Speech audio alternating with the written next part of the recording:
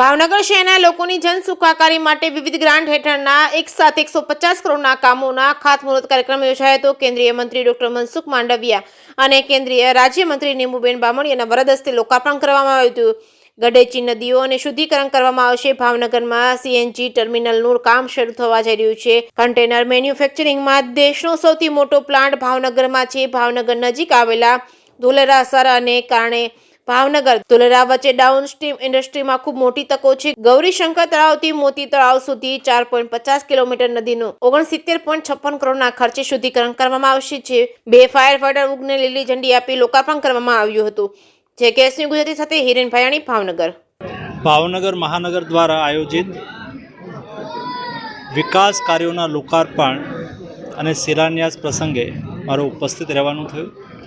150 કરોડના ખર્ચે મહાનગરમાં જે વિકાસ કાર્યોનું શિલાન્યાસ થયું છે, જેને લઈને મહાનગરની સુખાકારીમાં વધારો થશે, મહાનગરની સગવડતાઓમાં વધારો થશે। ભાવનગર ઔદ્યોગિક રીતે વિકસી રહ્યું છે, પ્રગતિ કરી રહ્યું છે। ભાવનગરની અંદર સીએનજી ટર્મિનલનું કામ ચાલુ થવા જઈ રહ્યું છે। કન્ટેનર મેન્યુફેક્ચરિંગ દેશની અંદર સૌથી વધારે અથવા તો દેશનો સૌથી મોટો પ્લાન્ટ એ ભાવનગરની અંદર છે।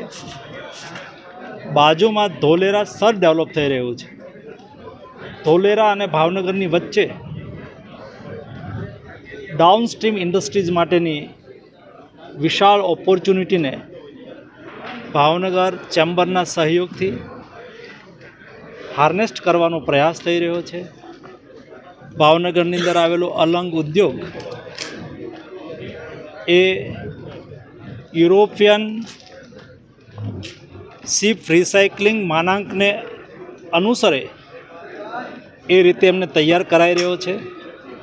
ભાવનગર રોરો રોપેક્સ દ્વારા દક્ષિણ ગુજરાત સાથે જોડાઈ ચૂક્યું છે।